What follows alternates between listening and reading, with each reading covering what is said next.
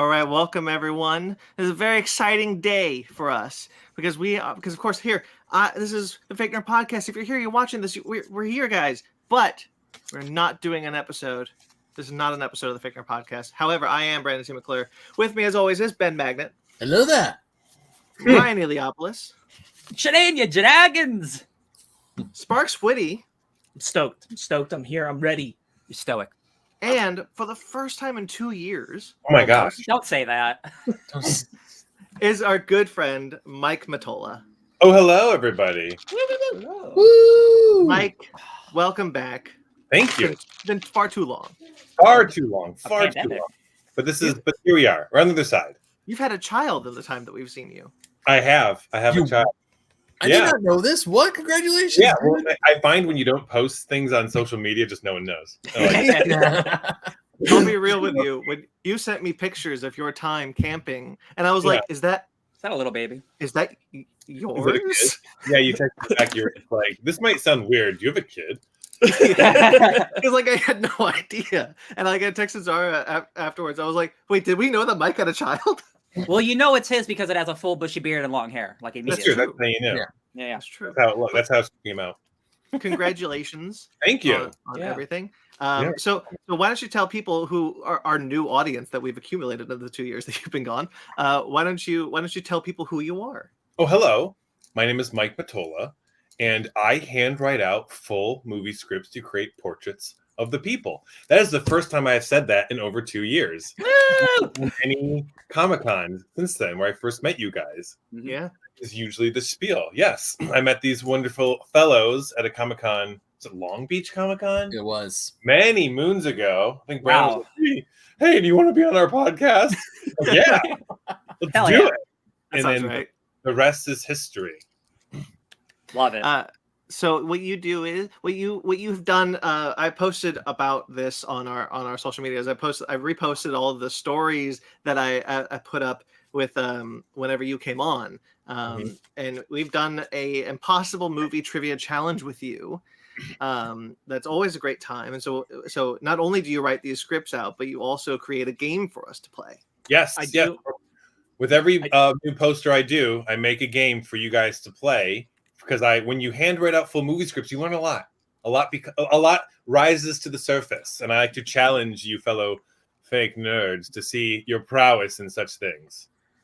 I do want to plug just while I'm thinking of it, because it wasn't, in our social media posts. If you enjoy Mike hanging out with us, definitely check out our Disney Plus Marvel discussion from last year that we had with man. Mike. That was You're fun. Also, the old X-Men one too. Oh yeah. I'm always the dissenting opinion. Hopefully, No, I love it. That's why I love it. Hopefully, we get some good discussions from how to train There's a dragon. There's a difference between what you do and what a negative opinion would be, which is be like, I hate this and you should hate this too. You're just kind of like baffled that people like it. And you're just always kind of having a good time with it. You're What's like, to like? why do people like this? I don't want to say perhaps a small percentage. Yes, I can't deny that. But it's more of I enjoy pulling things apart, going, what's under this? Why'd they do this? Why was this in here? What's under here? Crap? Like, did you notice this? This was interesting. This happened this way, but it made us feel this. Isn't that how do we all feel about that? That like it's kind of like talking about a magic trick. You know what I mean? Well, we're really happy to have you back. Rock and roll. I'm We're really happy to have to be doing How to Train Your Dragon. So what I'm going to do is I'm going to reorient our screen here, and hopefully that's enough time for people to hop into the chat, because people who are in the chat, at any time, you can come in and play with us. Oh, thanks, James. Oh, is it James Duke? That's awesome. I have to switch back and forth. You can if you click on the comment and it brings it up on the screen so we can all see it. But you guys don't want to see all the comments. No, Right, the answers. Does this one have an answer? No, he's He's just saying hi. We don't even have a question When yet. I bring it up. Oh no! Oh wait, I do this. Hey, There we go. you're the kid. Yeah, man, rock and roll. Oh, okay, cool. I'll click those in as long as they're not the answers. Yeah. Oh, I- if you guys before- have my answer, I can see it in the chat if you guys want to play along, and if you get it right, we'll post it up. Before we start, I just want to say, rewatching this movie, I'm not I'm not as well versed into the Dragonverse, as you would call it, as my friends the here. Dragon Cinematic Universe. Yeah. DCU? Yeah, rewatching this movie halfway through, I was like, God damn, this is a good movie. I'm like, yeah, man, like halfway through, like when he's doing the stuff with Toothless and he's falling and like getting caught, and I'm like, damn, this is a real good movie. And I forgot I was supposed to be learning stuff for a quiz, and I was just watching a movie. I'm like, this always happens. I get caught up in it. Not only that, I mean- Ryan, this is the first time I've seen this movie since I first saw it with Brandon at the IMAX in his hometown. No kidding. Whoa. Yeah, I've only seen Yeah. this once other time too. Yeah. It has been that long since I've seen the Wow. first film, and as I'm watching with the subtitles on. I'm trying to read, I'm trying to study, but then I'm like, I'm the same way with you, Ryan. I'm like, God damn, this is such a good movie. I told Mike and Brandon before you guys hopped on that I'm like, I watched it twice this week because I knew that would happen. So I watched it the first time to just watch the movie and experience the movie. Smart. It's one of my favorite movies of all time. It's in my top 5, so I watch it quite frequently. But I haven't watched it since Hidden World came out, because Hidden World, I didn't really love Hidden World, and so I was just kind of like, okay, well maybe I don't need to go back. So what I did was I watched the first one on Wednesday, and then I decided to watch all of them. So I've watched all 3, and then I was like, oh shit, That might be a hindrance. Yeah. I need to go back. So I rewatched the first one again last night. Yeah. Smart. No, I was rewatching the first one, and I was also trying to find out where I could watch it on like streaming services. You Not can't. available streaming. No, it's available on Amazon. Two is on Netflix. Yeah, 2's on Not one. Netflix, and I call it bullshit. But then I was able to watch it for 2's great. 2's great. No. I'm not to say that 2 isn't great. 2 is freaking amazing. I'm saying I'm mad that 2 is on Netflix, but not 1 and 3. Yeah, that's weird. It's like weird. That's like weird license. It's like there's some song or something they couldn't get the license. It's because it's honestly probably because they were made by different studios. Yeah. 1, 2, and 3 are all made by different studios. 1 is made by Paramount, and 2 is made by Universal. That makes sense. Okay. I mean, I was able to watch it on Amazon, but I had to watch like ads sprinkled throughout, and I was What like, were you gonna say? What were you gonna say? Mike? Isn't it isn't it a DreamWorks property? The DreamWorks animation was sold 3 different times in between all 3 How to Train a Dragon films. Enough time passed between them. Yeah. Just want to make stuff. The legality of things is just so mind-boggling. Yeah. Yeah. it's Well, nuts. okay. I think that's enough vamping. I'm ready. All right. I'm ready. I'm ready to play. So, Mike, I'm going Ready to. I'm to gonna. lose. You've got the reins now, sir. It's your. I have, It's your I show. have things all. I'm trying to. Okay, here we go. So let's just. You guys ready? Yeah! Mike's the Into it. captain now. He spends his time locked away. Never before has he seen the light of day. He handwrites movie scripts in a demented fit and makes you look like a lazy piece of crap. He is no longer a man. He has become a savage. You think you're a true fan? This is Mike's Impossible Movie Trivia Challenge.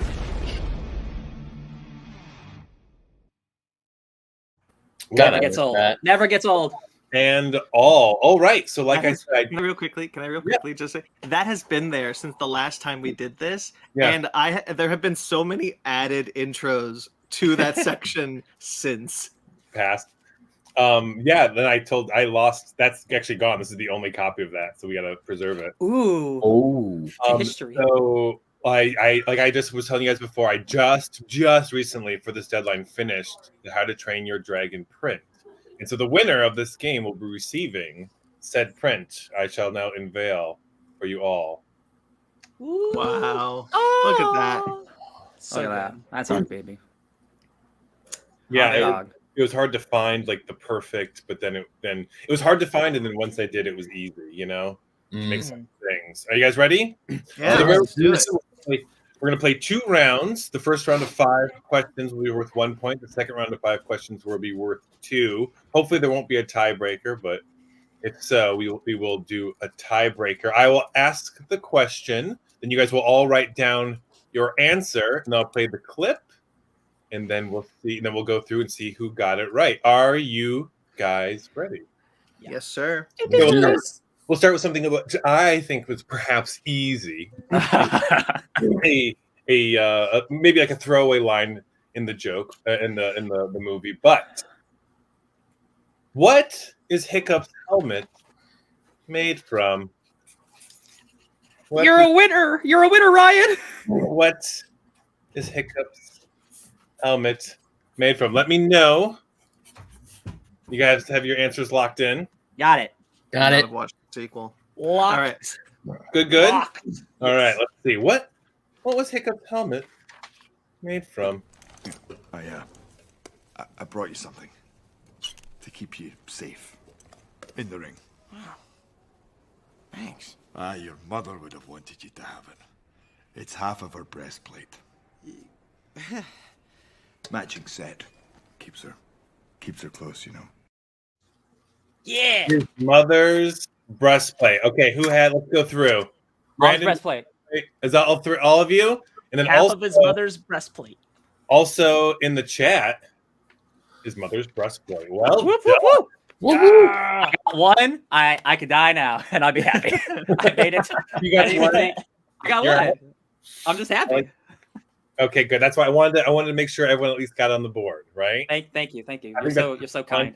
Now, like fun fact. Okay, so although Stoic and Hiccup's helmet are both made from his mother's breastplate, in the second movie we actually meet her, and she is not that busty. So either she lost a lot of weight, or that's not her real mama. I'm just saying. What's even wild? I really wish they would have retrofitted her or something. What's even more wild is that like we see her in flashbacks, and Oh, in the she's the first? same size. Oh, yeah, exactly. Yeah, exactly. Right. Oh, in 2, yeah. And uh-huh. two, Yeah. So that's a little. It's kind of funny throwaway gag that they just don't want to take care of. I think that would have been easy to just a little character design to match. They such- wanted her to be lean like Hiccup. Sure. She could still be very lean and still fill those. Maybe it was just her breastplate when she was pregnant. That's true. Huh? That's Yeah. I like it. I like the canon. We'll have to go in the Wikipedia and change that. Dragonpedia. I'm on it. Dragonpedia. All right, well done. Everyone's on the board, including in the chat. Wonderful. Remember, just joining us if you want to play along. Mark your answers in the chat, and if anyone wins at home, they'll also receive a free print. All right. Ooh. If they beat us. Number 2. All right, you ready? Yeah. What are the 3 dragon classes? Oh What are no! dragon? It begins. You know, Mike, you son of a bitch. I remembered all those dragon names, but I don't know what the hell a class is. It's Oh, shit. Let's see. Oh my god! Locked. What are the Locked. 3? Hold on, I need more time. Hold on. I need more time. I need more time. They multiply, I believe, into like 8 dragon classes later on as the Dragon Cinematic Universe expands. But in this movie, I shouldn't even have told you there were 3. I should have said, what are the dragon classes? But It wouldn't have helped. do we have everything written down? No, I I need know- 10 more I seconds. need more time. I'm trying to More remember the first one. Less yapping, more writing then, Ben. What are the 3 dragon classes? All right, I'm time is so happy because this up. happened, and I If you went, don't yeah. know anything, just write down something. The 3 dragon classes. Dragon classifications: strike class, fear class, mystery class. Yes! Yes! And mystery. Strike, So- fear, mystery. Boom. There's breastplate. That's not a class. Strength. Oh, that's so close, Ben. I got one of them. I got mystery. Dangerous. What's the top one? Known. No, class. We know this one. We know of this. So it's Brandon and I then. Let's see yours. You wrote them down, Brandon and Sparks. Fear class, strike class, mystery class. Can I get a third Very of them? nice. Very nice. Okay. Oh, and that was close. In the chat, we have Bruiser, Tank, and Attack. I like Bruiser. I think, is Bruiser a later class? I don't They don't know. mention- Brandon, you they- watched them. They don't mention class names after this movie. Oh, in the Dragonpedia, there's a lot more. Well, they do it in the show. Okay, Bruiser. The I like TV show. Bruiser, Tank, and Attack. I like the Bruiser class. That would be really Bruiser's fun. good. It made me think of the character who's like the D&D guy, and I'm like, was he the one spouting it? But it's from that Fish damn- legs. It's from Yeah. that book. Oh yeah, I, I like Fish Legs. Like I like how like diverse their characters are. They don't all fit into a trope. They're all different. Yeah. Yeah, they're all very, very different. Okay, The wow. show. I decided not to watch the show because I was like, you know what? That'll just dilute me even more. Yeah. Sure. Okay, let's see if you guys can make some up on this. I feel like this is a good first round question coming up. Ready, you guys? Yeah. Which leg does Hiccup lose? Ooh, I'm directionally dyslexic. Well, you 50% shot. Oh yeah, go flip a coin. Now, while you guys are writing this down, a little fun fact for the last question: Toothless is a Night Fury, and he is part of the Strike class. I would have thought he was a mystery, but he's actually part of the Strike class. It's because I he think got that his like shot. diving. Yeah. Okay, so which leg does Hiccup lose? You guys all locked in? Yeah. Locked and loaded. Locked and loaded.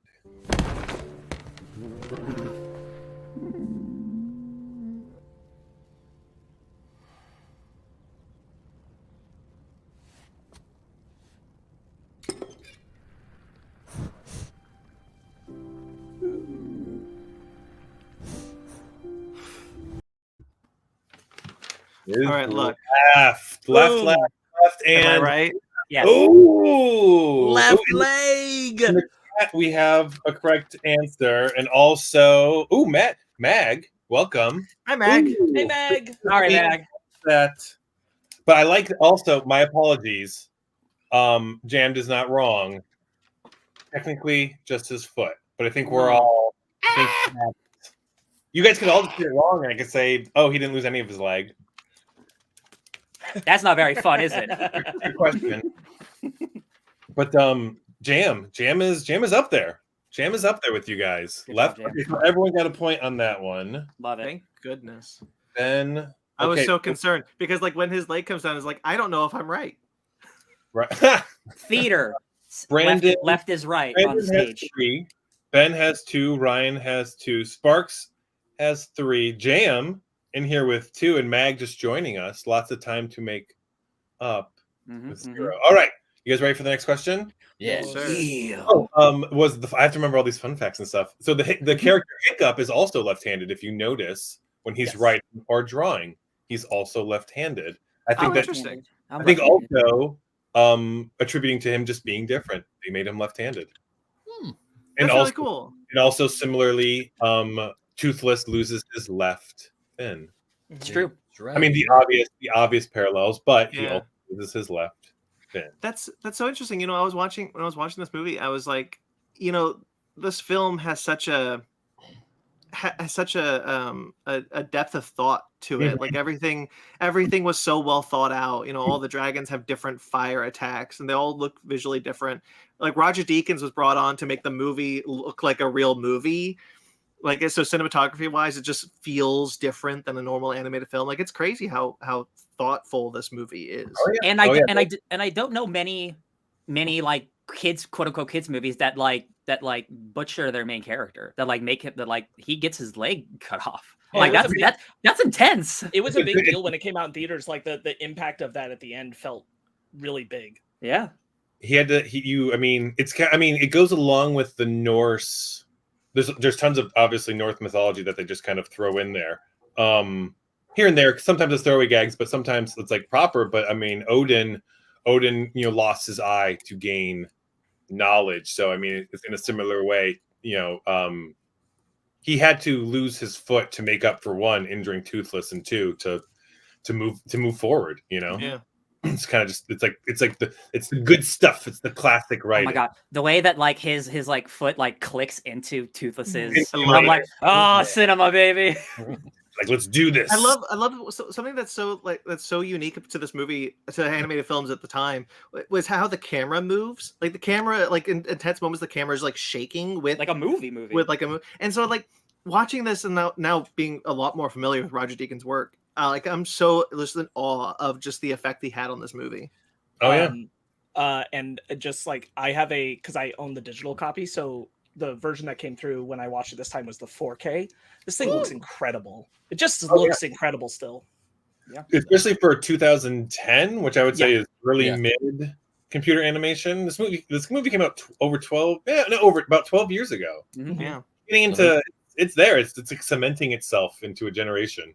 There's a lot of small character things that you just don't see people take the effort to animate because it's more work. Like it's work that you don't necessarily need to do. But there's things that like Stoic takes Stoic rolls his shoulders a lot and kind of like bounces like they took what Gerard Butler was doing in the recording booth to kind of just animate it to make him feel like a real person. Very ironic name, Stoic. I suppose they all are. Not very stoic. The least stoic Viking, always screaming, yelling, and running around. Like, you can tell when he's mad. Yeah. All right. So, you guys want the next one? Yeah. Turn up the heat a little bit. I think turn up the heat maybe a little bit. All right. Do it.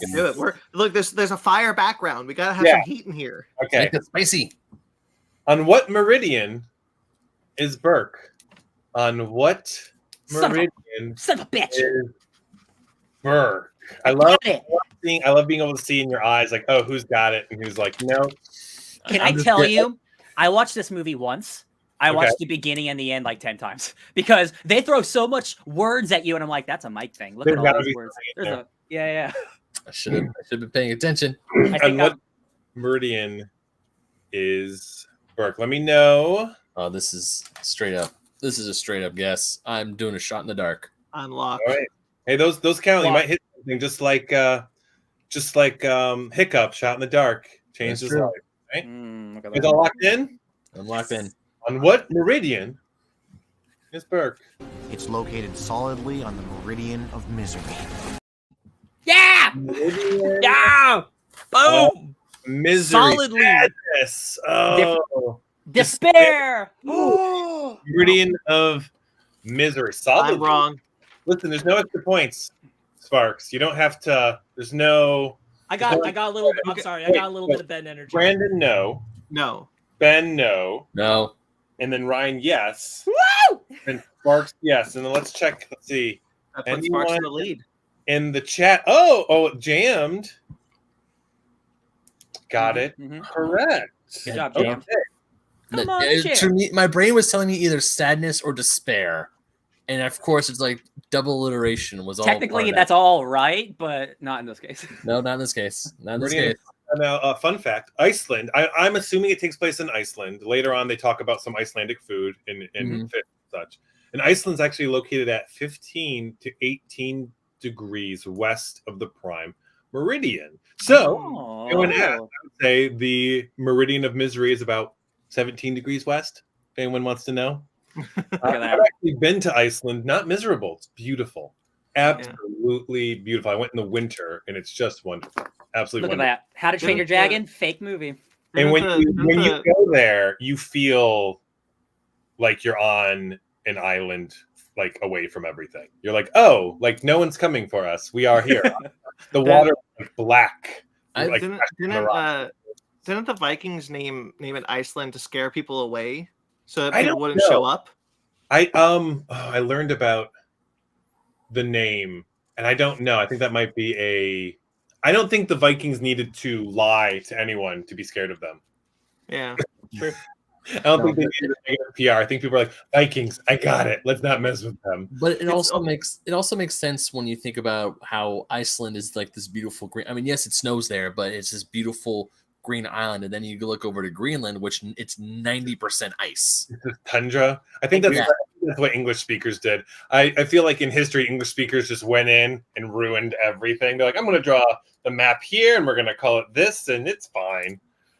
Well, if you look at like, there's been this like push in recent years to like make the standardized map that we use to be the more accurate one that actually has the continents the size that they are, because as it stands, if you look at a map, any standardized map, Iceland is the same size as Africa, and that's just not the case.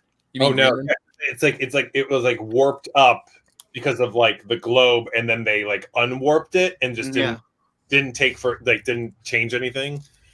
But yes, so 17 degrees west, I would say, is the meridian of misery. Okay, looks like Brandon and is this right? Brandon has 3. Yep. Ben has 2. Mm-hmm. Ryan has 3. Sparks with 4. Mhm. He's the guy to beat. He's the one to take down a peg. Jam in the chat, wonderful with 3. Hell yeah. I like that. I like them cruising along, doing very well, very well. All right, on to the next one. You ready? Yeah. Oh yeah. I think someone out there was it Ryan that he memorized a lot of dragons. So I shouldn't have said it. this works for the next question. What dragon is this? Oh, got it. Got it. I know it. Dragon is this. Let me know when you have your answers. And I'll locked tell you what, in. if I didn't have the subtitles on, I would have been saying this thing wrong the entire time. Fair enough. When you guys first realized you could watch it with subtitles on, I was like, oh man. If you really want to challenge us, you could tell us not to do that. But until then, Oh, I mean, listen, Ben, you don't have a perfect score, so I think we're challenging you just fine. All righty. good designs in this movie. You guys all locked in? Yes. Yeah.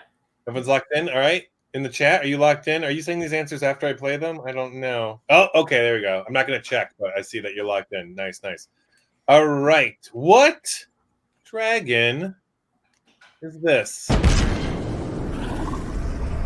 Now, a wet dragon head can't light its fire. The hideous Zippleback is extra tricky. One head breathes gas, the other head lights it. Your job is to know which is which. The hideous Zippleback. Zippleback. I wrote I'll just take Zippleback. Zipperback. Oh, Ben. No. Oh, Zipple. Zipple. I thought it was Silverback for like half the movie, and I'm like, they're not saying that. What are they saying? Ooh, barf and belch. Oh, that. I'm gonna give a half point. I actually can't remember if that's their name once they're Once they're named. their name once they're being ridden. So I'm gonna give you half credit because that's you're looking too far in the future there, but I like it. Pretty sure that name's first said in the sequel. So okay, I don't remember Ben, it. Yeah. Ben does not get it, no shit.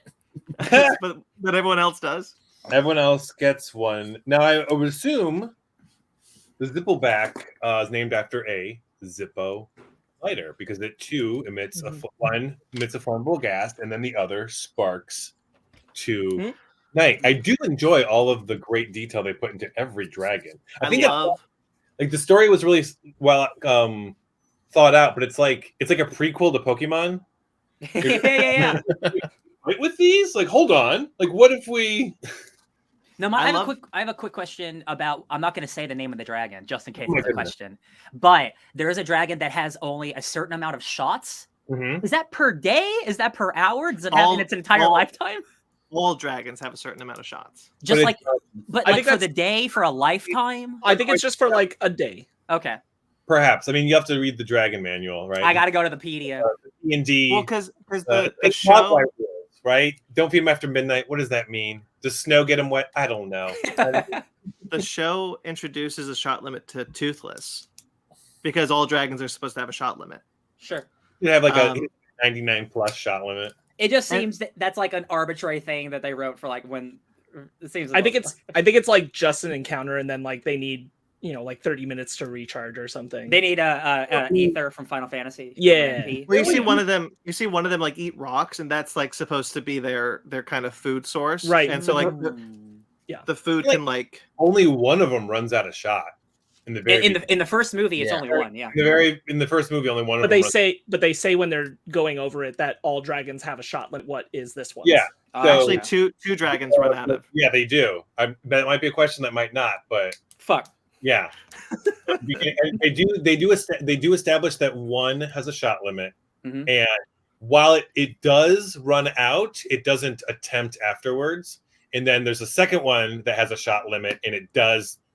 Runs out and it attempts and it does not have it. Right. Okay. Who knows which they are? No one knows. All right, moving on. Real quickly, because you brought it because it was a question about a dragon. I just want to say like the dragon designs are all so cool. They're so bonkers different. Bonkers different. I love it. I love going through the dragon manual and seeing all the other ones and then seeing like all how they thought of each dragon. Look at all these dragons. Oh yeah. and then how they visualize their, I talked about it before, like their fire designs are all different. The way that some of them, the way that they all move, and you see all the different personalities within the dragon species. It's all wonderfully well thought out. Yeah, I really do appreciate the show just for the dragon designs that came out of it. A lot of creative dragon designs there too. Yeah. Well, that is the end of the first round. Ooh. Hell yes. Scores as they stand: Brandon with 4. That's right. Ben with 2. Ryan with 4. Sparks with 5. And Jam with 3.5. Not bad. Not bad at all. I like where that is. That's going to be either Jam's going to like edge out ahead of someone or just be behind someone. I like that. Yeah. All right. So the next round, they're worth 2. So people could really start pulling ahead. You can really get ahead real quickly. All right, with this next one. Okay, you guys ready for round 2? Yes. I think. Wait, hold on. Yes. Actually, I have a question, because when we talked in person, you said you weren't really crazy about the movie. No, but we can get to that as we go on. There's some things that start to happen, and to start to tip. I feel like in the third act, it starts to go. But you saw it with your daughter. No, I actually didn't watch it with my daughter. The way the scheduling all worked out with naps and trying to get this done. She's a busy girl. She's a very busy girl. She's turning 2, and so she could probably sit through 20 minutes of it. It's like a half hour of it. She's not quite sitting through she's not like, oh, a 90-minute movie. Of course. Like you're like, oh no, please, let's continue. Yes, that is a zippleback. I am fully we're burning through 22-minute episodes of Pokemon, and then we throw a Pokemon ball around at the cat. A lot of fun. That sounds awesome.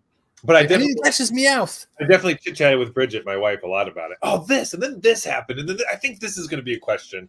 She's always like, yes, she's always the long-suffering Bridget when I'm making these impossible. I'm doing posters. I'm like, oh, this really bugged me. It's like, oh, okay. That's like, Mike, I haven't seen the movie in 12 years. I don't know what you're talking about. I'm like, but the zipplebacks. I got to do the quiz. So yes, all right. So we'll get to my comments and complaints as we get to the end. All right. I have a few.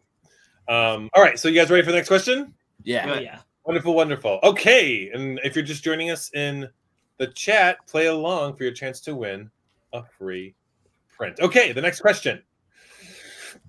What color are the eels that dragons are afraid of? I'm colorblind. Man, what can you do? That's what they say. Let's not focus on what you can't do. Let's focus on what you can do. All right. To be fair, I think these are the colors you can see, Brandon. Yeah, I think so. No, I think one of them is not. Oh, I'm a liar. Oh no. Oh my gosh. Okay. So what? Is everyone locked in? We got one person in the chat. We'll see. I know what the color would be to Brandon. So I think if Brandon says that color, then write down the colors that you think Brandon put down. Okay. Write down what you think Brandon put down. I'll do that. Ooh. All right. What color are the eels that dragons are afraid of? Watch this clip closely. Here we go. Everyone ready? Yeah. And a whole smoked eel.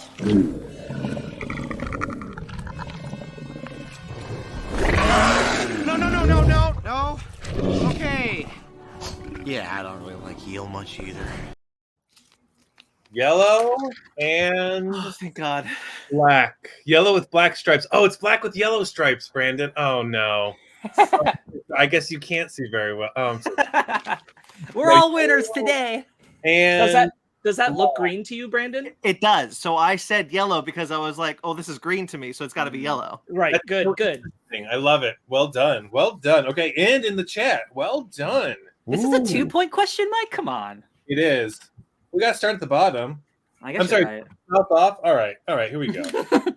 No, not now then off. I'm super appreciative. Points. Sparks, you got 2. Jam got 2. 1, 2, 3, 4, 5. I gotta cross that. Okay. 1, 2, 3, 4, 5. Okay, I crossed that. Okay. Awesome. Good job in the chat. Black and Jam Duke is just like rocking it. I guess that's why they call them the Jam to Duke. It's their jam. Yeah. Okay. All All right, well done. Now, yeah, fun fact: that eel was not smoked. I don't know what that's about. No sear at all. That's No, a raw eel. Yeah, No, that is a he very, was- very raw eel. The thing was, the eel was smoked because it was dead. Oh, like it was like Well, he smoked. smoked it. Oh, Oh, like he did mafia hand say, like, smoked. it is smoked eel. Like, Yeah. oh, okay, fair enough. That's probably what it was. The line reading was just odd. They just didn't use the slang term. They invented the slang term in Nice. pop culture or When he said Icelandic cod and salmon, that's where I assume they're in Iceland. Yeah, Mhm. same. Yeah. All right. So now for the next question, if you guys want it to be a little harder, I didn't say Hiccup. that. Hiccup is obviously voiced by the very talented Canadian actor Jay Baruchel. And I think he's known for his very realistic delivery and nervous stammer. Mhm. How many times did he say no in that last clip? Wait, what? How many times did he say the word no in the clip I just played you? Can you replay it real quick? No. Okay. That's one. I tried to mention listen very carefully. How many times did he say the word no in that last clip? Taking a shit in the dark. shot in the dark. See it. Sparks, you locked in? Yeah. Okay, how many times did he say no in the last clip? Everyone's locked in? All right. And a whole smoked eel.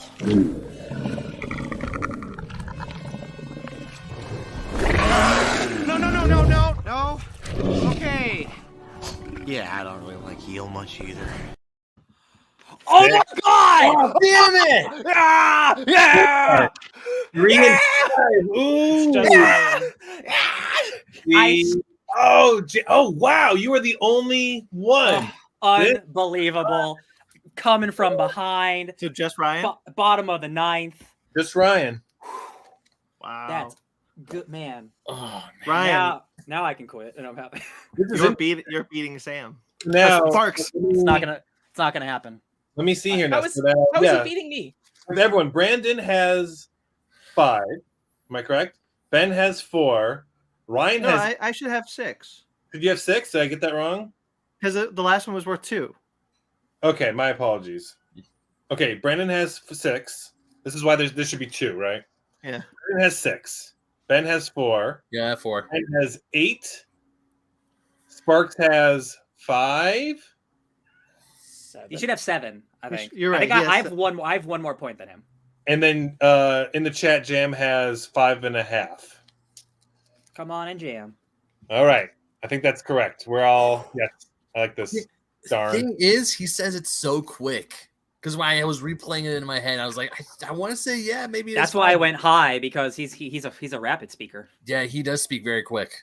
I thought if you guys all watched it with the subtitles on, you would have had that. But, okay. This Okay. is how many times. This is how many times does Zero bark at the end of the movie all over again. God, I think no. That still haunts me. Oh, Ben, you didn't get that one. Okay, that was a fun game. Okay, so see, it's getting good. It's getting good. I like this. I like this. It's a always lot. good. Here we go. Ready for this next one? Oh yeah. Here we are. Is this Tough Nut? Fuck. What a great question. What a great question. Screw it. I got a 50-50 shot. It's Whether true. or not. So Son of a, I don't know. What's the other one? Lug nut? What? I don't even. Look.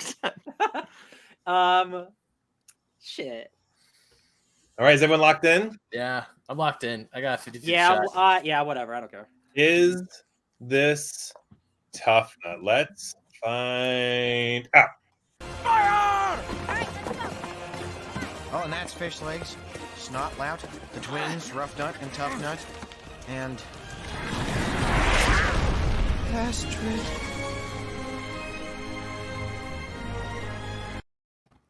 No. Damn it! No. Oh. Man, let's see. My feelings are so good. Oh, Just- Mag! Mag with the no. Very Good job. good. And jammed also with Sparks, you no. got 2. Yeah, I said no. So everyone got 2 except for Ben. God damn it. I don't even know what the scores are anymore. I'm glad that Brandon's here. Okay. I just know I'm in the bottom. I'm like losing hardcore. That was such a good. Is this Tough Nut? That's a great question. So now another interesting little detail that when we talk about details, this isn't like a thorn in my side, but so that was Rough Nut, and their names are Tough Nut and Rough Nut Thorsten. Now in Icelandic Norse, you would know that stands for Thor's son of Thor. So technically, her name is Rough Nut Thorsten, but it should be Rough Nut Thor's daughter because she is daughter, Ottir. Grimm's So, daughter. fine. Just like Thor's name is Thor, Odin's son. Luffy's name is Luffy. Luffy's son. Yeah. So yeah. Now it's kind of interesting. Is the alternative Loki Luffendotter? Yes. I don't know. Is it? Yes, because in the comics, because I just read this whole long perfect. saga of Thor comics, and when Loki turns into a girl, they call her Loki Laufey daughter. They do this. It's in Loki too. It's in Loki. It's in the Loki show when Sylvie is on record in the TVA. I'm glad that whoever writes Thor comics is like, I should brush up. I should. All right, I think people are breaking out. People are breaking away. All right, you guys ready for the next one? Yes. Here we go. 2 more. I need to close this gap. 2 more. Here we go. What type of dragon is Hiccup expected to kill in the ring? This is where you beat me, Sparks. This is it. What type of dragon is he expected to kill in the ring? Everyone, 20 seconds. I need 20 more seconds. It's in my brain. Poop in my mouth. said too that you memorized all the. I memorized the first 3 that they say a lot. All right, we'll give you 5. Poop. We're locked in. Yeah. Nope. Okay, well, write something down. Okay, here we go. What type of dragon is Hiccup expected to kill in?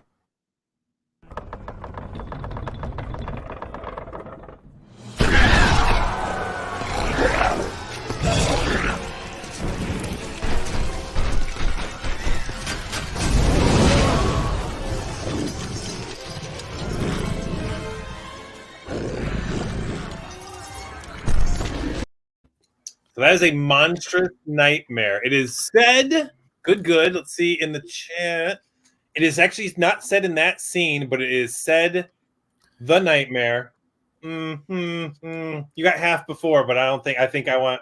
I'll give you the half, Jam. They'll even you off. Yeah, I'll even them out. Yeah. So they all got it, but me. Got 1.5. Jam gets 1.5. So that's another half here and 1. So the monstrous nightmare is the same dragon that Stoic fights with his bare hands. Beginning, and that's when they established it's called the monstrous nightmare. Sparks, I'm coming up on you. Oh yeah. So what are the? Okay, wait, let me put this down so I actually kind of know that. I'm still up there. It's not like I'm down. I lost the first one. There, Ryan Sparks. If this tied me and Ryan, yeah. Oh, wait, Ryan. How many? Okay, let's go through the scores, Brandon. Okay, so I've got 10. Yeah. We have. Ben has 6. Yeah, 6. Okay. And Sparks has 11. 5, 6. Yeah, 11. 10. Yeah, 11. Okay. And Ryan has 10. 10. Oh, this is it. Almost anybody's game. Almost anybody's game. It's not Ben's game. This is not Ben's game. He's got one before. Jam has 9. I like Jam. You're rooting for Jam?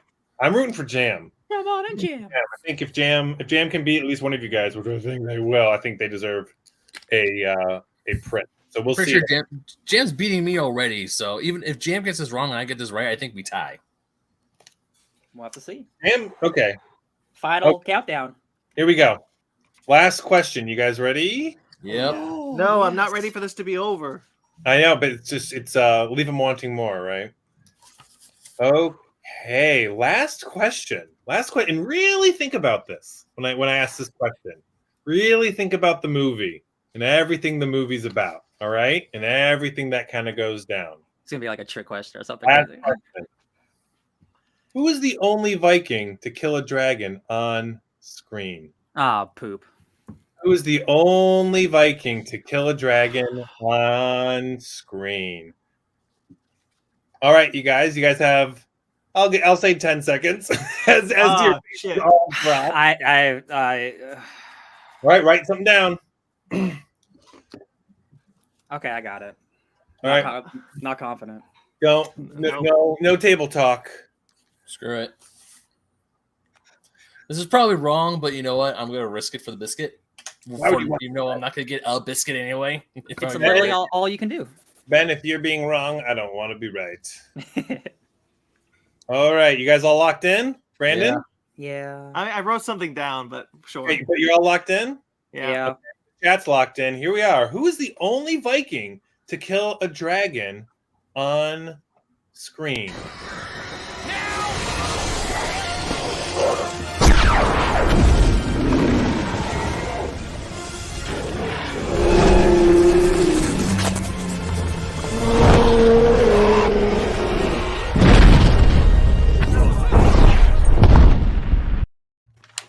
Does this hiccup?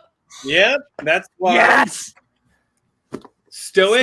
Nope. None. You didn't even. Okay, I like that. Hiccup and hiccup. And in the chat, we have. You know what's funny though?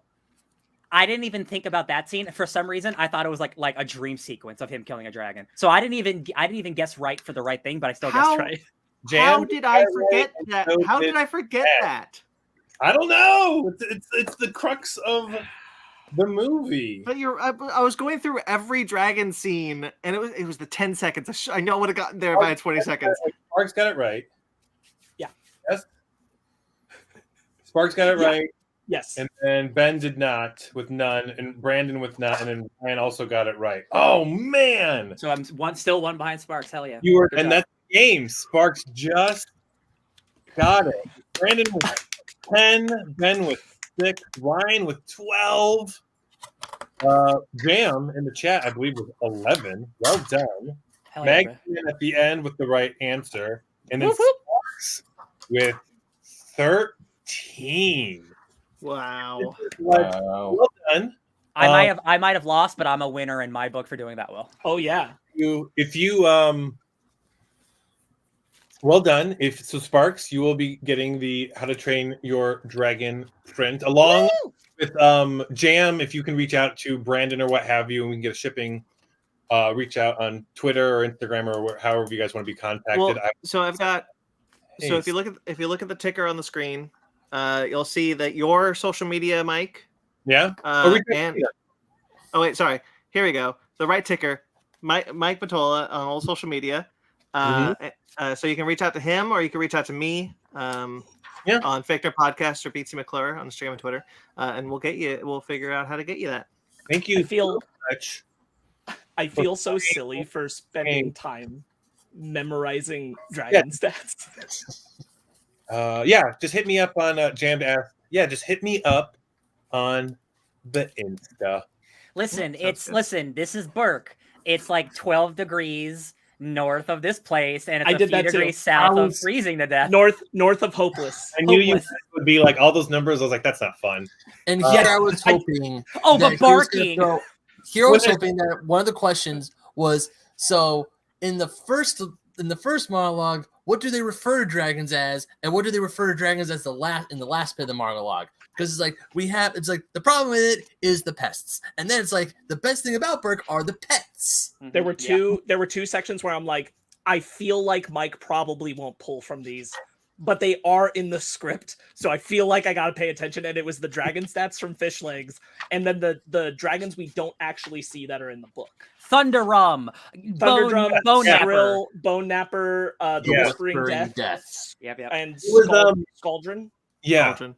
There was surprisingly a lot too, but surprisingly the movie is very like it does show and don't tell very well. It shows like it really they're bonding, the drawing, even the eel, like all those things. Now, I guess we'll slide into now my comments and complaints, and let me know what you guys think in the comments too. Real quick, also. I know I won. This goes to Brandon. What? No, this is in your top 5 films. I want you to have this poster. I was gonna do the same thing. I was gonna do the same thing. Yeah. He's gonna get it, but I'll be like, Brandon, wish you would have won this on your own. Love, Mike. Bye, Brandon. Well, I guess there goes Brandon.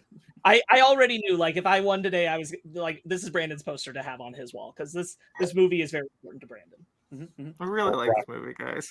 It is. Now understand. As I say these things, it is a very fantastic movie, and I do really enjoy this movie. Now, the things that just number one, the ending. That's why I wanted to ask this question. Of everything this movie's about, and then Hiccup is the only one that actually kills a dragon. I think really cuts this movie's off at the shins. His whole point is we misunderstand dragons. They're not as bad as we think they are. We just need to learn and observe, and they're just reacting in their own self-interest. And at the end, they're like, "Oh, we gotta kill this dragon. Like, not this dragon though. Not this. This one's actually bad." And it was so sad too, because I almost see an ending. What were we gonna say, Sparks? Well, I was gonna say, because it is part of why Hiccup makes that distinction for them to the dragons are not what we think they are. They aren't raiding us out of maliciousness. They're doing it because they're being controlled by this alpha, and the alpha is the only bad dragon. Well, that's the thing. The alpha I feel juxtaposes Stoic, right? And so Vikings aren't all bad, but just Stoic is this is what we do, this is how we work. And so it's unfortunate that Stoic gets a redemption arc, but then this dragon doesn't, because they set the dragon up where he's trapped in a volcano and he can't hunt for food, and so this is how he gets food. And so I almost wish the end conflict was Stoic trying to kill this dragon and Hiccup trying to free it from the volcano. Oh, so I don't see it as he's trapped. He lives there. The volcano formed around him. Trapped, and then I guess interpretation. I thought he was trapped, and then when they busted that hole in the wall, he was able to get out. No, I think he's always able to get out. He just doesn't. He's like a lazy shit, right? He's the guy who abuses the people to come to him. He doesn't want to go hunting for himself. Astrid mentions how that dragon is like a giant beehive, where that dragon is like the queen bee in a sense. But instead of because in a beehive, the bees will work for the queen. They will they serve the queen because the queen breeds the offspring. Whereas in this one, all these dragons are afraid of it, because if they don't bring enough food to this big honking dragon, then as we see, they all get eaten. So it doesn't matter what it is. This dragon has some form of control over him. It's you give me food or I eat you. But take your pick. Completely valid. I think that's totally fine for a dragon to do. I don't see it as a lazy piece of shit. I see it as it has evolved to live in this world. This is how it gets sustenance. But the way DoorDash. Yeah, also, if they would have studied it longer, maybe they figure out, okay, it does need some sheep. Because later on, when it's kind of weird, it's so weird. In the movie, Toothless is trapped and can't hunt, and so Hiccup brings it a lot of fish. And so it's juxtaposed right there, where it's so Hiccup is doing the same thing the dragons are doing for this dragon. I think you have to code the alpha as bad, because it's essentially enslaving the other dragons. The other dragons are in fear of it. The other dragons are at the mercy of it unwillingly. Toothless doesn't want to go there. Toothless has to go there. I understand. I agree in it, but it perfectly juxtaposes with Stoic. It does. And so Stoic can get a redemption arc. It makes me sad that they did not let this dragon have some sort of arc. No one showed up with eels. No one showed up with dragon catnip. No one thought, hey, like they literally went to that island to attack. It was defending itself, and then it just plummets like a small nuclear. Well, that specifically is because the Vikings don't know anything about Hiccup's like behavioral learning, so they're just going, "Oh, we go with axes. That's how we kill dragons." Right. In many ways, like Stoic screwed this up, because if Stoic hadn't gone, this wouldn't have had to happen. But it had to happen because Stoic screwed it up. He kicked the beehive. They have to kill this giant dragon, because otherwise all the Vikings get wiped out. You're right, because there's nothing in the movie that says that the queen dragon would have gone to Burke if any of her dragons had just not shown up that day. He stoked the fire, And like I really like, and I just in my head I picture, Stoic, exactly all the same, Stoic fighting and blah blah blah, and like just losing, and it's horrible, and Hiccup showing up and like taming this giant beast somehow, and then like cut to him and his dad on top of, it's called the Red Death. They don't say it, but it's called the Red Death. High above the clouds, just like with Astrid, and his dad saying like, "Wow, I was so wrong. I was so wrong about you. I was so wrong about dragons." And then it would be great. Everyone has their dragons, and Stoic is on this giant red. Like I want Stoic to ride the giant Red Death and go hunting.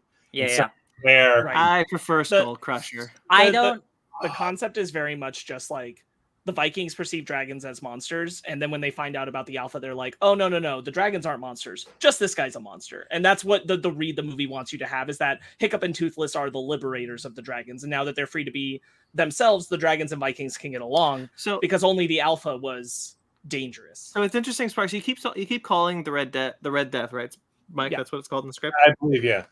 You keep calling it an alpha, and I am actually curious about this, because they say in the sequel every nest has their queen, which they mentioned that's what that is in the first film. But it does act like an alpha bewilderbeast, which is the alpha dragons. That's the bewilderbeast. Because it summons the dragons. You almost kind of feel like it's got the same power, but it's not meant to be the same type of dragon. I found that interesting watching the sequel. It's just retroactively doing something different. And also, like the sequels, it's going to suffer sequel fatigue. You like, what else can you make? And like more dragons, like more dragons that can control, because you need to, you don't. I mean, it's fine for a script, but what if Toothless was just trying to feed it and it wasn't being mind controlled? What if it was just like, I have to go feed this alpha because I feel bad for it? And then that'd be different. I have to go feed it because I feel bad for it. Like, whoa, but this thing's dangerous. Yeah.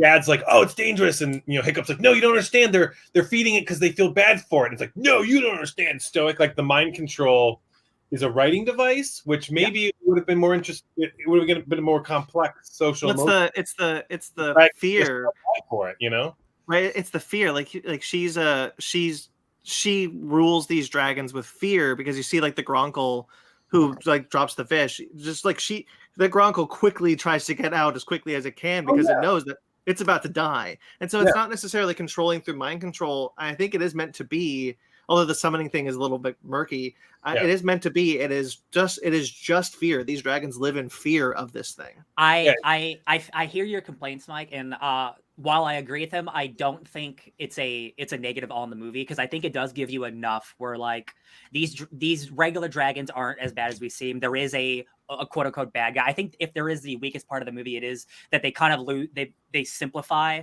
everything we've been learning about dragons for this big evil dragon, which I think they clarify in sequels. But like I hear that complaint, but I don't the way that I think it's done properly for the movie, where like it doesn't really bother me at all. Well, because like, and you make a device of the Vikings have a problem with the dragons because they feel like the dragons are always attacking them, like in a way where they can't quite recover. Mm-hmm. And you needed, it's like it's a kids movie. You Ryan's right. You like simplify it down to they are doing this because X, and the X is this big dragon, and this big dragon is the only reason why the Vikings have ever been raided, so they really don't have a reason to be at war with the dragons if that thing isn't there. And so that means the thing has to be removed. There could have been maybe a path where like it's not necessarily that, like somewhere in between, where it's not necessarily that Hiccup tamed the dragon, but maybe he didn't try to outright kill it, just make it understand it needed to leave. Or he Or leave tries them to be friends with it, and it just won't do it. He's like, this one can't be saved. You This is a essentially- bad one.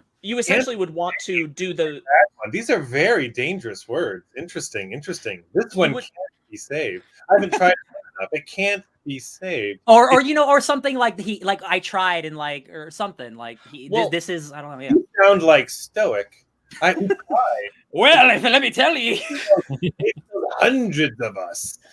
I think like that would be like the in between space, right? Like if Hiccup had just done enough to make it understand you can't boss these dragons around anymore, or to do liberation but not kill it, and so you do the beat from the end of How to Train Your Dragon 2 here, where you make Toothless take alpha control over it.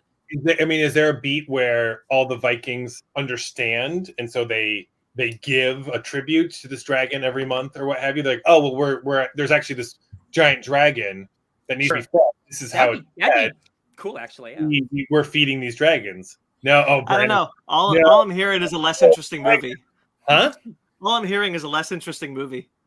This is true. Don't get me wrong. It's not a bad movie. This is just something that it's just found it very ironic that Hiccup is the only one to kill a dragon after refusing to kill the dragon with rage. I didn't think about that. That is a good point. And, you're right. Like the idea that Hiccup. And he uses all of the techniques that he learned in dragon killing school. Like he does use the "you're not fireproof on the inside," which is something he observed. So it does circle back around. Don't get me wrong. But him and his friends are like, make noise. Let's do they use all the tools. Very muddy area of just The pacifist is the killer. Yeah, it doesn't work on them. The eels. Oh, it's kind of like they don't. They don't do any of that. Yeah, I would have liked it if they tried to use his father's tools from the lessons. Don't work. Like they're trying to make the noise. It doesn't work on this guy. They try to do all these things. Doesn't work on this guy. He has more shots. Doesn't work on this guy. Then they come. The noise works. No, the noise doesn't work. It doesn't work. All the noise does is confuse the dragons that they're riding, which is why both of them crash. Oh, that's right. And there are no blind spots on this dragon. Oh, I watched. The dragon has 6 eyes in total.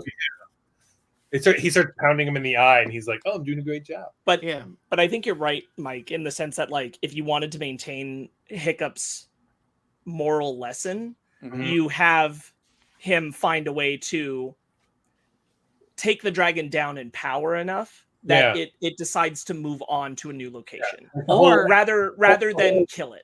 It's like, we're not afraid of you anymore, and all the dragons rise up, and it's like, oh, I'm not.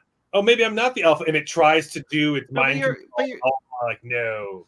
But you're right. You're right to a point. Like the idea of Hiccup's arc in the movie is still the same deal that he had with Stoic in the beginning, which is that he is going to learn how to kill a dragon, and he does. The end of his arc is that he does kill a dragon. It goes from I wouldn't kill a dragon to I did kill a dragon. Right. And you're right about that.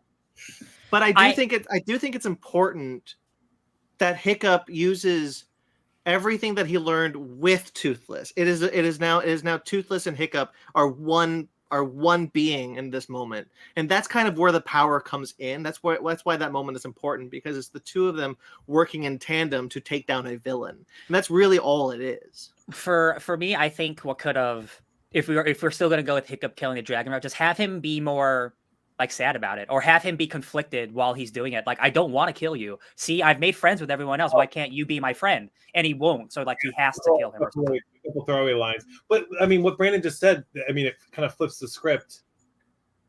Maybe the arc is about him trying to kill. Maybe that's the arc. And maybe this isn't the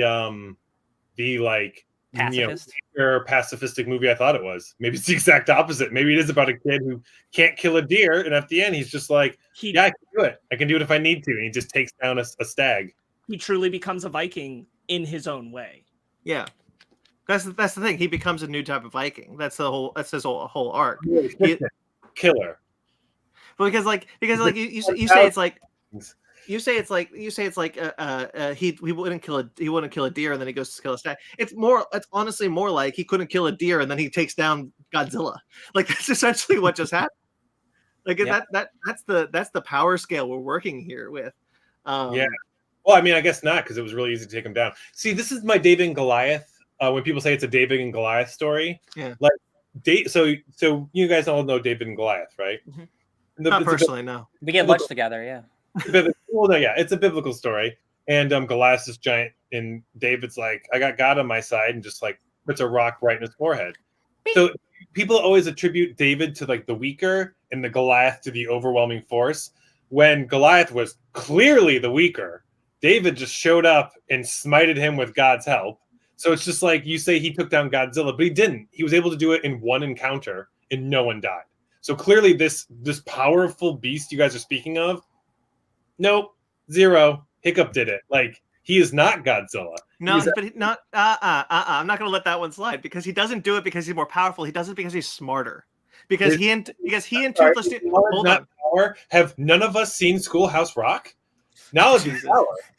No, but like he and Toothless working together were smart enough to trick the dragon. They could not take him out one-on-one, so they tricked it. They used Toothless's strength of hiding in the night, of hiding in the dark clouds. They used the flimsiness of the wings to be able to like rip them enough so that he can, and then they use the they're not flammable on the inside trick. So like if that dragon was on the ground and Toothless was on the ground, Toothless would not win that battle.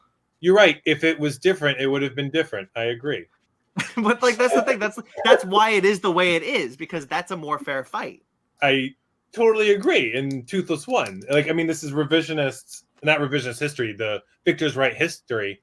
But yeah, the Toothless and Hiccup were way more powerful than that giant dragon. No, I don't agree with that. But they won. How are they not more powerful? Well, it's like if we're playing Mike, if we're playing like a fighting game, like just because you have a bigger character doesn't mean the smaller, faster character can't win. Like he outsmarted him. He's faster. Like yeah. You know what I mean? Like, right? Isn't that the point of every story? Is like the smarter, more nimble, more clever character. At least the stories humans like to write, because we're in nature. We're usually the smaller, weaker, but a little bit more clever character. That's the crux of the story. I'm Team Hiccup on this one. This is weird. What's happening? No, but like you're attributing, rightfully so. You're attributing power to knowledge, and like I think you're right. I think you're right. That is power. That is what that is. But like there's a difference between having physical strength and being able to outsmart someone. And I think that's why the movie went in the smart direction of, in a one-on-one battle, the two of them, it's no contest. But if you use the strength that we learned throughout the film, if you lose the tricks, the Hiccups when we found confidence, the Hiccups symbiosis almost with Toothless, that's where there is the arc where you can see the two of them come together and beat a more powerful foe, like that David and Goliath story that you're talking about. I agree. The sum of their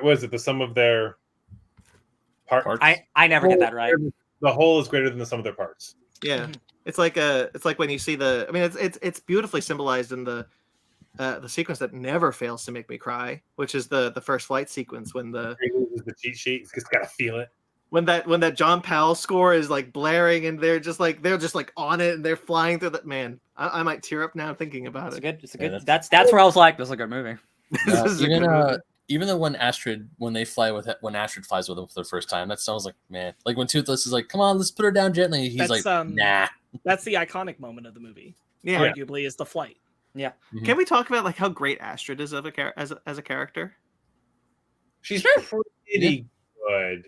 I think she's good. I really like Astrid as a character, quite frankly. Annoyed that Hiccup is doing. It bothers me. He's doing it for a girl for a lot of the first part of it, and I'm like, oh, this is very old school mentality. Yeah. I think Astrid's strength is in the scene when Toothless has been taken away by Stoic, and she's 100%. And she's doing the I want to know what you say right now. And you're the first Viking who wouldn't kill a dragon, but you're also the first to ride one. So go do something. Yeah, that is good. Yeah, I really like that scene. It's odd. It's such a to like piggyback on that. It's such a weird script trope, but like it's weird that he couldn't tell them. I mean, I know he was afraid of like, how did you learn this? But just like the eels, that's huge. The dragon nip, that's huge. And for him to like secret and not be like, hey guys, like we could, if we just keep these eels around all the time, or like dragon nip, like he's able to like back them into cages without even touching them, like Yeah, spread that knowledge around. And like his dad getting mad at him for that, like so everything in the ring was a trick. It's like that's not it. What like no, it's very very real, like very real. Every time I watch this, that moment where Stoic says "stop the fight," I always feel like it reads like he knows.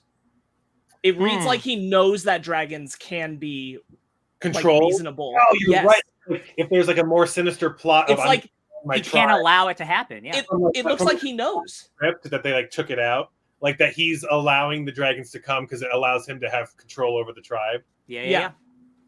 Isn't that weird? Because like it's a good read. Yeah, he's like yeah. Why would he stop the fight if your kid is like? It's the moment like to lay down and put its belly up. By Hiccup puts down the shield and the axe, and the moment Stoic sees that, he's like, "Stop the fight!" No, he realizes what's happening, and it's such a weird moment because I'm like, they don't really pay that off any later in the script, but it feels like Stoic does know that there's a way for Vikings to interact with them. I wonder if that was an early idea that Stoic would know, because Stoic is a far more sympathetic character by the end of this film, because you need that turn. You need Stoic to have this turn where he saves Toothless and he's proud of his son, and you don't get that turn if he knows that dragons can be he can sympathize with dragons. I would not be surprised if there was a version of this script early on where Stoic dies at the end and he stayed stubborn about it the whole way. Maybe that'd be spicy. I mean, he kind of needs to sacrifice him. I mean, it kind of works because it kind of would have sacrificed. It kind of all these decisions bleed into the second one a little bit, because wouldn't that be interesting if? And I know they didn't write them both at the same time because this just became like a huge monster hit, and they never know what they're going to do next. But like with his mom, like, oh, I don't want to learn how to tame dragons because that's what took your mother away. But like they didn't know that, but that makes sense. Yeah. But that's not in there. You know, like fight them. You know, and also he dies. I mean, spoilers in the second one. Like his dad does have to. His dad needs to die. Like just in a hero kind of world. You're so right, because like if you take the context of the second film, not just like I don't want to learn how to tame dragons because they took your mother, but also he knows about Dragor Bloodfist. Right. Yeah. Like, and who has tamed in his as far as he know, that is a monster who has tamed dragons somehow. So he's probably looking at it like, no. Yeah, he's seen some shit. That second movie should have been that third movie, y'all. I'm just saying. But it doesn't, but what can you do? We're just with the first one. Yeah. And the trope. I was talking about this trope too. It's also a writing trope. Again, I do love this movie. I think it's just great to see dragons. Who doesn't like dragons? The second Jerry Butler dragon movie of the 2000s. Right. The first one's great. That was the first DVD I ever bought. Was Rain of Fire. Rain of Fire. Oh yeah, God, I was obsessed with that movie as a kid. I love that movie. Rain of Fire is wonderful. I need to rewatch Rain of Fire. It's been way too long since I've last seen it. Hold on, what'd you say, Mike? But was I was talking to Bridget about this when her eyes glazes over. I call it Mike's Coffee Podcast because after I have my first cup of coffee, I'm like, so this, and I just pump it all out, and then Bridget's like, and I go, all right, thank you for listening to my podcast this morning. Like and subscribe. But it's always bothersome for me when characters are so capable right off the bat. Like Hiccup is so capable. He's such a capable blacksmith. He's such a capable artist. He's so observant. And everyone's like, you kind of suck. I hate you. He's like, look, I made this throwing ballista. And they're like, I don't even know what you're talking about. Like, I will push back just a little because like I agree with that trope. What I think works is like he lives in a society that doesn't care about that. Yeah. I have it's not valued. Trope and not so much the context of the movie. I really like when movies where the character is just like at zero and they're in a bad spot, in a bad place, and then from that they pick a direction and they start marching. Like I would say, I mean, if we're talking about like Disney's Hercules, I like how he's really all elbows and lanky and kind of strong, but doesn't really know anything. Literally zero to hero. Really is just like not like I want to be a hero someday. Like it's not even in his head.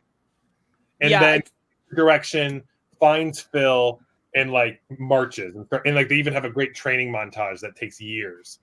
I take your point on that, and I think that's a good point in like the writing trope of it. But what I find valuable is that like Hiccup starts the film with like the only thing that's important is killing dragons, and it makes him push aside what he's clearly good at, and he ignores it. And I think that's why Astrid's arc is good too, is because Astrid believes the same thing: killing dragons and strength is all that matters. And she's the character who at that turn when Toothless gets taken is like, I see that strength can be different things, and I see a different strength in you. And that's Hiccup needing to learn, I need to embrace that. That's the whole point, right? The sense where they say, you need to stop all this. You just gestured to all of me. Yeah. Hiccup is being told, don't be you. Yeah. And then at the end, Stoic's like, we needed more of this. All of you, be who you are. It's kind of another note with Astrid, and this is going to be more complex. It's not a knock on the movie, but it's unfortunate that only after dragons became useful were they seen as something worthy to protect. Like after Astrid flies with the dragon, it's like, wow, this is cool. Maybe we should protect them. And is there a world where it's like they're bloodthirsty, they're horrible, they attack us, we'll never be able to ride them, but they still deserve to live, and we need to figure out how to coexist with them regardless?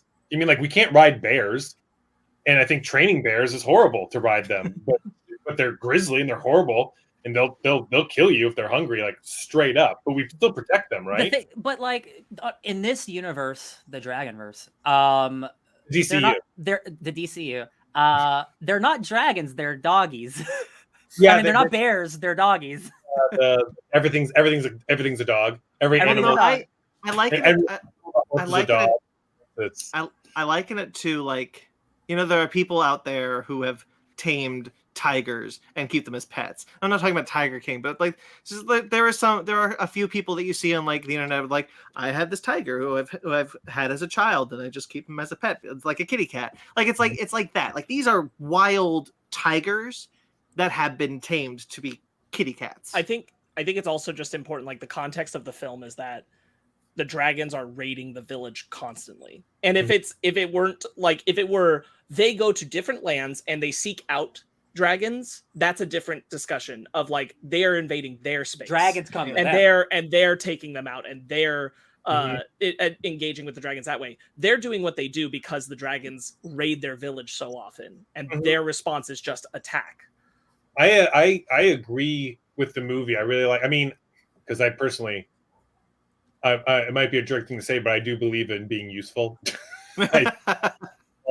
And it sucks to, like, you know, and so with the dragons like proving their usefulness to be part of the clan, and same thing with Hiccup. He had to prove to be useful. It's such a hierarchical system in the movie. It's just against what I think most stories are even today. What's the use of the Terrible Terror then? You can't ride those things. The Terrible Terror. The tiny ones. Oh, they'll figure something out. I don't know. Maybe like they can protect gardens. Little garden snakes. Scarecrow. Yeah. They're healthy. It's a healthy garden that has a snake. Their whole scene was very cute when they show up with Toothless and Hiccup. I thought for certain that a question you were going to ask, and I ran this through, was like, what was Astrid's first line in the movie? I was line. What is Astrid's first line? It's only fun if you get a scar out of it. She doesn't talk in the movie until she walks into that arena. I like Rough Nut's arc. I like her not liking Hiccup and then liking Hiccup. Is this Rough Nut? Is this Rough Nut? I like Rough Nut being like, you suck, and then when he's like good at dragons, like she's like, oh, like it's another writing trope, but I don't like it when the hero and the hero's love interest are insular. Like, and those two are the only ones who will have any sort of romantic relationship. Like no one else likes, like, you know what I mean? Like I like Rough Nut being like, oh, maybe I could be Hiccup's, like, and Snotlout desperately after Astrid too. Yeah, just kind of like a fun little I like that. I like that in writing. Like sometimes in movies when the main character becomes finally an object of desire, only the girl we want her to end up with is like, and they just kind of really suck that in. Yeah. I think the reason why I look at like Astrid's arc really positively is because, Ryan, you said that you think the second one should have been the third one. I think the third one has a lot of value for Astrid, because I think Astrid's arc throughout all three is very good, but she's underutilized in the second film. In the third film, she's very much like she has this moment. They mirror the moment when Toothless is taken in the first movie. They mirror that moment when Astrid goes, I was the first one to believe in you. So what are we gonna do? I don't mean just wholesale like switch the two movies. I mean the plot of the second movie is more important than the plot of the third movie. I feel. Yeah, that's what I mean. There's more impact and drama in that second movie than that third movie. A lot of that drama should have been saved for that finale, I think. Yeah, I think when it comes to Astrid, going back to what I'm just talking about, which is just like I think that Astrid is just like I think Astrid is a very good foil to Hiccup, because she is this antagonistic person to him, but she doesn't have this moment of like what am I trying to say? It's she believes in him like wholesale. Like it's what Sparks said. Like I think Sparks is right. It's like she sees in him a different type of strength than what she has been taught in her whole life, and she doesn't look at that as, no, this can't be a thing. She looks at that as like, I believe in you. I am with you. I want this strength. You have the potential, as you are, to be the best Viking in the history of ever. You rode a dragon. Are all right. You usually are. Hell yeah. I also just like America forever. Yeah. No Icelandic voice talent. Mm-hmm. Where's Bjork? All the adults are Scottish and all the kids are American. Yeah. Right? You got your tiny David Tennant cameo as Snotlout's dad. Bit loud. Oh, for like a second, yeah. He has 3 lines. It's because David Tennant does the audiobook narration for the original books. He gets a bigger role in the show. The show, man, they just really. There's a lot of dragon. Dragons and dinosaurs. I worked at a children's company years ago, and one of the executives said, "Kids don't like dinosaurs," and I went off. I didn't quit, but I was just like, "You're wrong." Like I was way below my pay grade, but I was like, "When do people get into dragons in their late 30s or dinosaurs? When do people enjoy dinosaurs? Like 40s, late 30s?" Like, no, kids, like, no, they're too scary. I'm like, they're not too scary. So like dragons and dinosaurs and trains. If there is some sort of there's a cartoon show called Dragon Train. I wish I would. There's a Venn diagram. Like dragons, and you can ride them. Yes, of course, this has been going on for more than a decade. Mike, how to train your dragon? It's like, no, we need and we need it to be dragons that can turn into cars, like that. And dragon morphers. Dragon morphers. Then we're done. We're Prince money, you guys. It Prince. Astro Train, is that the Transformer? We need to go private if we're gonna keep workshopping this. This is too good. Call me Hasbro. Yeah, I think that, like, I just think this is such a wonderful movie, and I can't imagine that, like, yeah, the third film's not as good as the first two, but like I'll say I don't think there's a bad one in the bunch. And even the show is like, the show is solid. The show has a lot of good working parts. Even though I dropped off because there's just so much of it, but like there's a lot of really cool stuff in that show. The third film lost a lot of my. I was writing this down. Write this down. Write this down. The third film lost a lot of my good faith just because like I disagree fundamentally with the point of it. Yeah. Welcome to my first one. Now you know how I feel. From my point of view, the dragons are evil. It's the point of like the dragons can't live with humans. Oh yeah, I mean, like, we've talked about it before. Like it's we need to make this like the real world at the end, so all the dragons have to go away. And I'm like, literally, the story says that just Toothless should go away. There's no reason everyone else had to lose their friends. Yeah. Mistakes were made. Mistakes were made in some places. Mike, I would give the movie a 7 out of 10. Could be worse. Could be worse. I'd But, give like, it a 10 out of 10. I do like Hiccup. I do like Hiccup of like quietly observing, taking note. Like, what a great little scientist. Mm-hmm. They do such a good job of. It's not even a montage because it's too long, but like the long sequence of him doing the dragon training, then going back and being with Toothless, and then doing the dragon training, going back and being with Toothless, and like the progression of their relationship. Like, I give this movie a lot of points because like animated films at this moment in time, if you weren't Pixar, weren't being this meticulous. No. Yeah. Oh no. This film changed the trajectory for the next 10 years of DreamWorks animation. Like, quite honestly, For the better. DreamWorks animation was in dire straits, and then this movie came out and they shifted hard. And they put out, and I will put money on this, they put out their best output ever in the time between How to Train Your Dragon 1 and 3. Yeah. Oh yeah. You got like Kung Fu Panda and stuff too. Yeah. Yeah. Because after or before Dragons, like the best DreamWorks film, I'd argue is Shrek 2.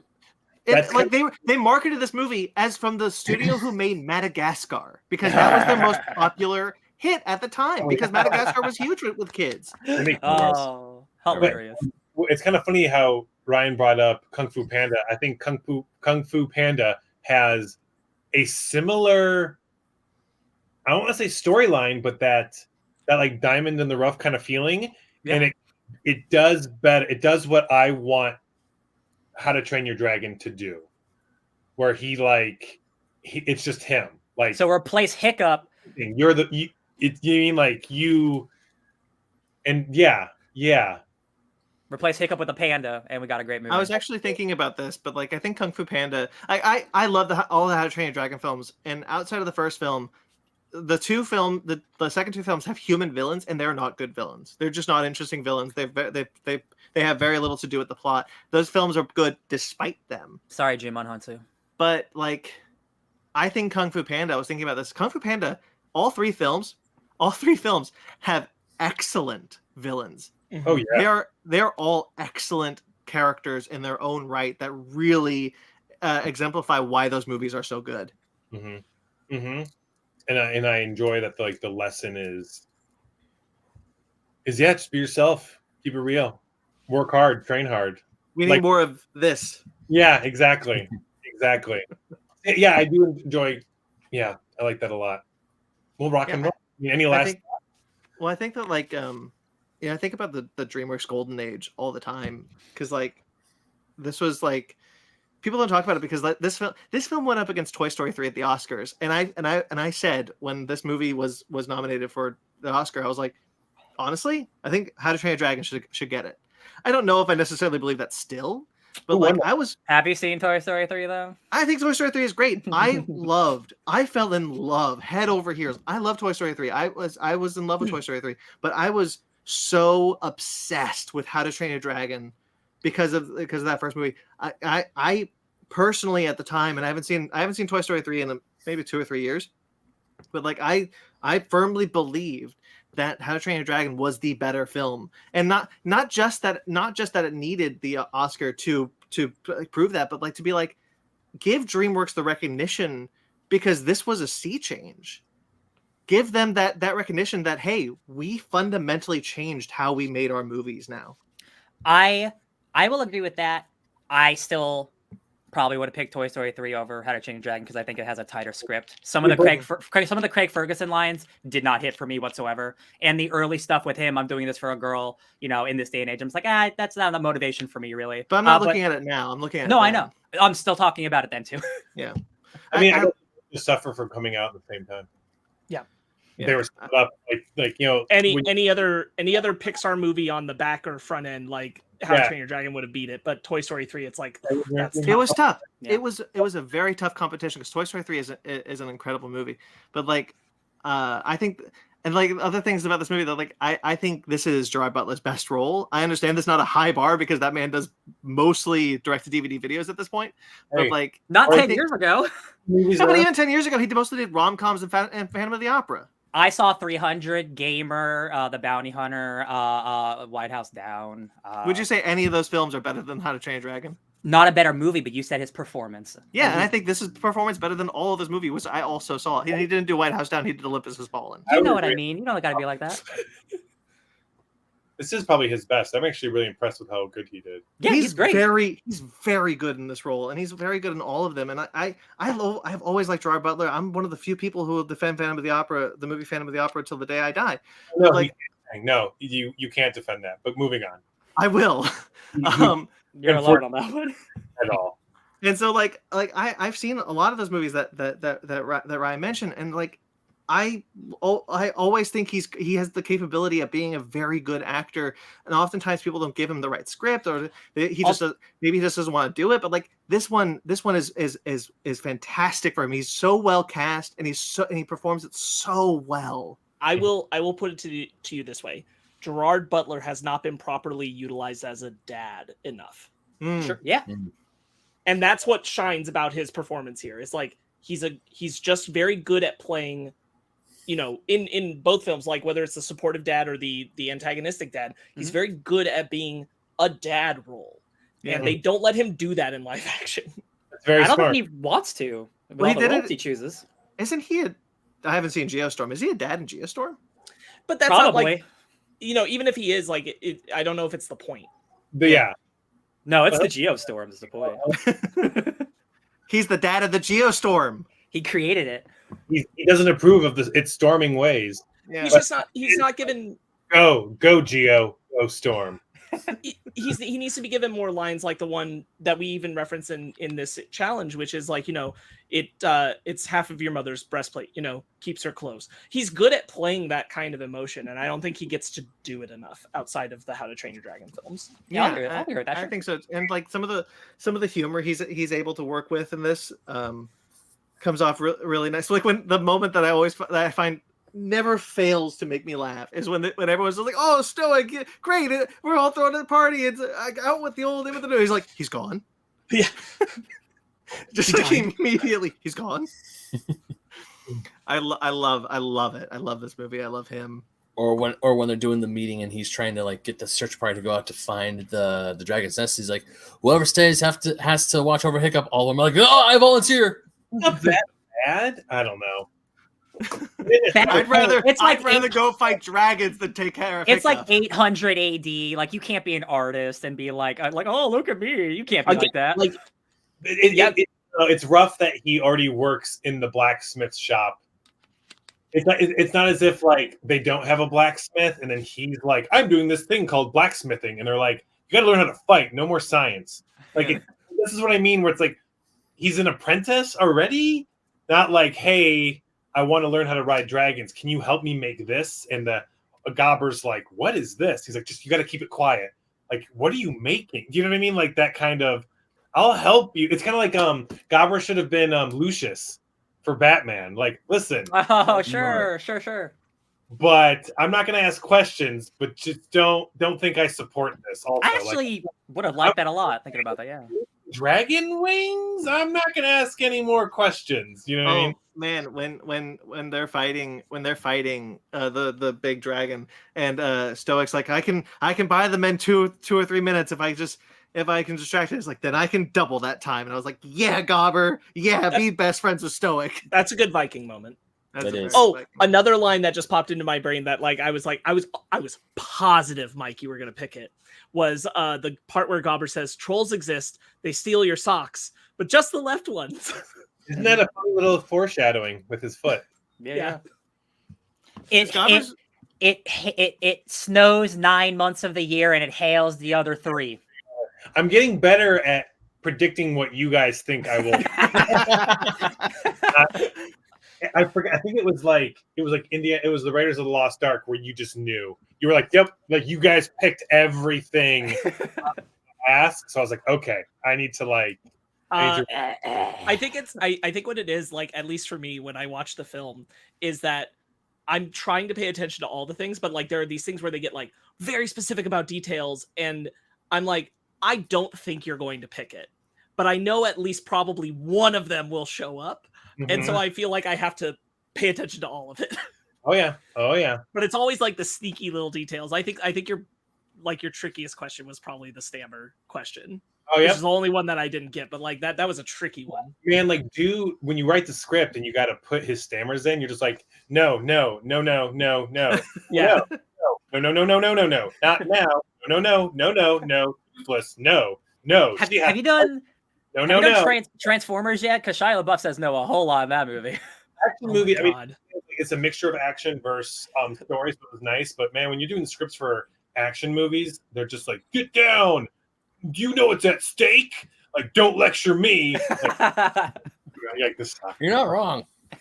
Almost every action movie I can think of has someone yelling, "Get down!" or some shit. Well, it's Gunshots. in Journey. I've never forgotten Journey to the Center of the Earth with Brendan Fraser. By the end of the movie, they're like riding up of the volcano, and he goes, "Hang on to something," and everyone just looks at him and goes, "It's like it just comes out," because he said it multiple times throughout the movie. I just thought it was really funny. Yeah, I think you did a great job with that question because like it felt very in line, like what you just brought up, for what you have to do to make these posters, and you have to think about those things. And I love when like the challenge can really adhere to these are things that really stand out because I had to write this out. And do you know how many times Jay Baruchel stammers through these lines? Which is great. Which is why I think also the movie was kind of one of the first, and he came from the Judd Apatow School of Acting and Comedy, which also revolutionized things for like, a good 10, 15 years. That's kind of ending. Jay Baruchel is in a terrific show called Man Seeking Woman. You guys Oh, check that love out. that show. It. Yep. Great show. He's great. Great show. All right. Another great time. I love talking about How to Train a Dragon. I love talking to you, Mike. But I love probably talking to you about literally anything because you generally will always have a different opinion than us, and it's just always that is so fun to just talk about someone who doesn't share like the exact same thoughts as you. Yes, wonderful. I always appreciate being here, you guys. You know it. Until the next line by line, until the next Mike's Impossible Movie Trivia Challenge. What is it going to be? Do you know? I floated some with you, and I think we'll see when I'm able to start this and get it done. But I think the next one, it was a pleasure playing and listening with. Oh, thank you, Mr. Jam Duke. Thank you. It will be The Mummy. Oh, Brendan Fraser's The Mummy? No way, Jose. That will be next. So you guys get ready. Start watching those DVDs. Start watching those. Bro, you picked the best possible movie. We love that movie. We have a video series that never happened, and the first episode was about The Mummy. That's true. I remember that. An American classic, The Mummy. We'll do our discussion and all, and don't talk it up too much when you start getting them wrong, man. No, I just love that movie. I'm just excited to watch it. So stay tuned. Stay tuned. Okay, Mike. You tell me when you start it so that we can start planning when we can do this. So it's not 2 years. You'd be like, I'm ready. I've also watched all the lines. All right, you guys. Well, rock and roll. Okay, so why don't I set us out? Now, Mike, thank you again so much. Where can people find you? You can find me at linebylineposters.com, at Mike Matola on Instagram and TikTok. I love your TikToks, by the way. Getting there. I'm getting there. You're fun. Okay, so again, thank you, Mike. This was a lot of fun. It's always a great time when we got you in here. So that'll do it, guys. Thank you for playing along. If you guys are listening, to this on the audio when that goes up, if you're watching the rewind, thank you for doing all of that. This was a great time. We love doing this. Good job, Jam Duke. Good job. Good job, Jam Duke. Mag popped in for a couple questions. We appreciate that. Appreciate you, Mag. So hopefully next time we do this, we can get some more people in. That'd be a lot of fun. So until then, guys, you can find us. Well, there's plenty of shows. Guys, like this video and subscribe to this channel. You can find all sorts of shows we have on this channel, such as Fake Nerds Watch, which we have just recorded a Miss Marvel Fake Nerds Watch for the final 2 episodes of Miss Marvel. That will be going up soon, so stay tuned. We have a Stranger Things. We have a The Boys. We have a Star Trek Strange New Worlds. We have Obi-Wan Kenobi. We have tons and tons of Fake Nerds Watch series that you can watch right now on this channel, available for you. We also have a show called Basement Arcade Pause Menu, which is our video game discussion series, which just put up a new episode where you talk to somebody. Ben, why don't you say what that is? I talked to opera singer Alyssa Roca, and we just discussed 20 years of Kingdom Hearts. We were there from the beginning, and we just ranted about that series for a good 2.5 hours. Very cool. We also have Basement Arcade, which is our Let's Play series. You want to watch us play some video games? Watch that show. We also have FakeNerd Book Club, which is, of course, our... Oh, thank you, Meg. Good night, sir. Oh, good day, sir. We also have FakeNerd Book Club, which is our comic book series. We also have Animation Station, which is an animation series, all of which you can find those on this channel if you like this video and you subscribe to this channel. Or you can find our mothership show, FakeNerd Podcast. Guys, FakeNerd Podcast, no new episode this week because we did this. Yeah, this is the episode. This was a lot more fun. But San Diego Comic-Con is coming. Stay tuned. We are figuring out if we are going to do that as an episode or a special. So we're leaning probably towards special. So you might not see another episode of the FakeNerd Podcast for a couple weeks until we do Paper Girls, which will be the definite an episode that we are definitely doing where we will discuss the first volume and the first however many episodes Amazon puts out of Paper Girls. We'll be here. We'll be around. So, but of course, check us out on the social medias where you can find all that. We have a Patreon. Jesus, close. Patreon. We have a TeePublic and a Patreon where you can find all sorts of things, such as if you want to support us financially. Mike, you've got a couple of shirts up there on our TeePublic. Rock and roll, love it. Brandon, I'm wearing one. I was about to say you're wearing one, Brandon. And I've talked to you about maybe getting another one, so we're see. We're getting there. These things take time. We're inching our way. We're inching our way to the finish line. Mm-hmm. So if you want to support us financially, you can do that. That'd be great. That'd be great. We appreciate it. You can find those links down below or on our website at fakenerdpodcast.com, where you can find all sorts of things, all the links to our shows, all the links to my writings, all the links to Conversation, all the links to blah, blah, blah. Those are all there on our website, which is also linked below, fakenerdpodcast.com. Fake Nerd Podcast on all the social media, such as Instagram, Twitter, and Facebook. FakeNerdGuys@gmail.com. If you'd like to get in touch with us personally, I'm at BT McClure on Instagram and Twitter. I also write for Screen Rant, where I put up a few pieces recently for Thor, Love, and Thunder. I also write for Atomic Geekdom, where my recent piece revisiting the Infinity Saga for Thor, that's up now. And I also write and edit for KaijuRamaMedia.com. Ben. You can find me gallivanting across France and England at BenMaga27 on Instagram, Twitter, and TikTok. And you can also find me writing for Old School Gamer Magazine, Fusion Gaming Magazine, and GoNintendo.com. That's right. Ben will be taking a sabbatical from the podcast for a couple of weeks. Goodbye, sir. I for a second, I forgot he was going on vacation. I'm like, but it's Iceland. What is he talking about? Dragons. Yeah. But no, you're going on vacation. That makes sense. Yeah. Ryan, where can people find you? Hey, I'm DJ Tony Snark 616 everywhere, all the time, all at once. And Sparks. You can find me working on all of this at Sparks Witty on Instagram and Twitter, SPARKZ Witty. Mike, one more time, why don't you tell people where they can find you? I'm at linebylineposters.com or at Mike Matola on Instagram and TikTok. All right, guys. What should I say next? I guess subscribe to us on iTunes, Stitcher, Google Play, whatever. Subscribe to us on everything. Like this video. Subscribe to this channel. Until next time we see us, guys, stay fake nerds. Dragons!